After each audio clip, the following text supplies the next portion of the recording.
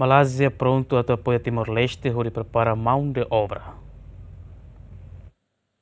Delegação da Embaixada Malásia Timor-Leste no ASEAN Africa Chamber of Commerce and Industry assormalo o Instituto Nacional para Desenvolvimento Mão de Obra INDIMO, onde colia com a preparação mão de obra Timor-Leste, também assunto no dar partida a tu prepara Timor-Ansira e a processo a tu ser membro pleno da ASEAN.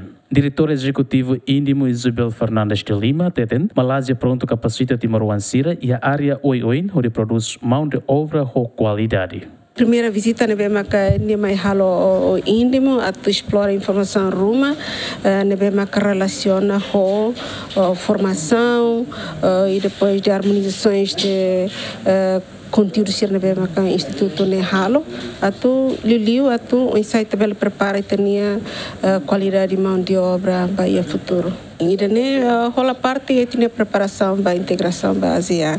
Tanto Malásia pela primeira vez se embaixada uma visita de Lori presidente Asia Africa Chamber of Commerce ne mas ne prato hare possibilidade saída de marca entre Instituto Nacional de Desenvolvimento Mão de Obra INDIMO a serviço mútuo em parceria com companhia Cerne. Liu o Chamber of Commerce Asia Africana e portanto hoje a mim colher assuntos lubuquida e será pronto a tu participa saída de marca e tacara tu russo parceiro tu apoio baita.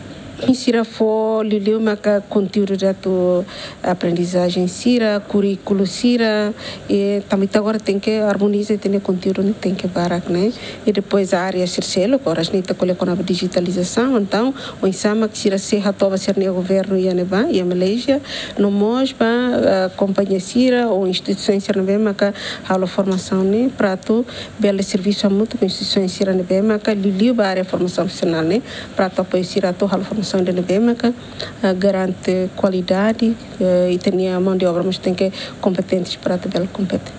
Áreas para aqui da digitalização, área turismo, hotelaria, construção, serão em termos muito.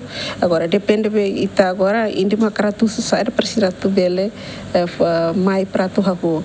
Dadau ne Malásia mak lidera ASEAN, no Malásia declara ona a apoio Timor-Leste e adesão ba membro pleno ASEAN, ne be mak tuir previsão se acontece e tina ne. Romaldo Neves, Dilma Suzaiti, GMN.